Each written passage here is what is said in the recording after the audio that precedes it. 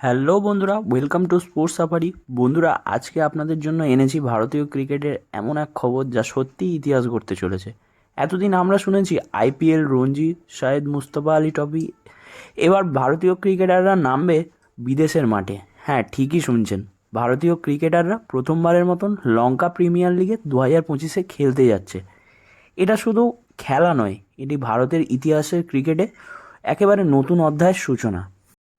এতদিন ধরে বিসিসিআই এর কঠোর নিয়ম ছিল, যতদিন কোনো ক্রিকেটাররা বোর্ডের সঙ্গে যুক্ত থাকবে সে কোনো বিদেশি ফ্র্যাঞ্চাইজি লিগে খেলতে পারবে না। এই নিয়মের কারণে বিশ্বের অন্যান্য টি-20 লিগ যেমন Big Bash, CPL, BBL, the 100 কোথাও ভারতীয় ক্রিকেটারদের খেলতে দেখা যায়নি। কিন্তু সময় বদলাচ্ছে, আর এবার বিসিসিআই সেই নীতির পরিবর্তন এনেছে। ফলাফল, ভারতীয় ক্রিকেটারদের জন্য খুলে গেল বিদেশি লিগের দরজা। এই বছর ডিসেম্বর মাসেই শুরু হতে যাচ্ছে লঙ্কা প্রিমিয়ার লিগ 2025, আর এই টুর্নামেন্টেই দেখা যাবে ভারতের কয়েকজন তারকা ক্রিকেটারকে, যারা আইপিএল ছাড়া এবার বিদেশি মাঠে নিজেদের প্রতিভা দেখাবে।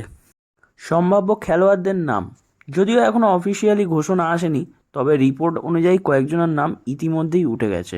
ওয়াশিংটন সুন্দর, রিঙ্কু সিং, শিবম দুবে, তিলক ভার্মা, এই চারজনের মধ্যে অন্তত দুজন ইতিমধ্যেই এলপিএল ফ্র্যাঞ্চাইজিগুলোর সাথে কথা বলছে। এদের মধ্যে কেউ কেউ তো বিদেশি কন্ডিশনে নিজেদের প্রমাণ করতে মুখিয়ে আছে, বিশেষ করে রিঙ্কু সিং, যিনি আইপিএলে শেষ ওভারে ছক্কার পর ছক্কা মেরে পুরো দেশকে তাক লাগিয়ে দিয়েছিলেন।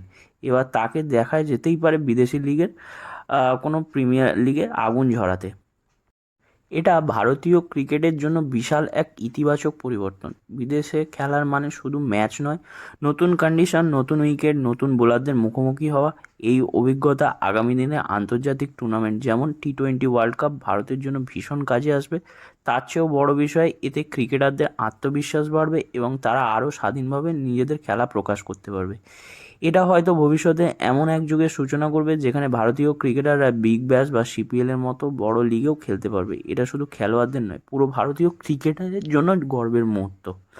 ভাবুন তো, এলপিএলে যদি দেখা যায় রিঙ্কু সিং বনাম মাহিশা পাথিরানা রিম্যাচ, এদিকে পাথিরানা বল করছে আর অন্যদিকে রিঙ্কু সিং ছক্কা হাঁকিয়ে হাসছে, দর্শকরা তখন বলবে এই ছেলে তো আবার আইপিএলে ভয়ঙ্কর রূপে ফিরে এসছে। তো এইগুলোই দেখা যেতে পারে। তো বন্ধুরা, আপনারা কি মনে করেন, ভারতীয় ক্রিকেটের বিদেশি লিগে খেলা কি ভালো পদক্ষেপ, নাকি এতে আইপিএল এর গুরুত্ব কিছুটা কমে যাবে?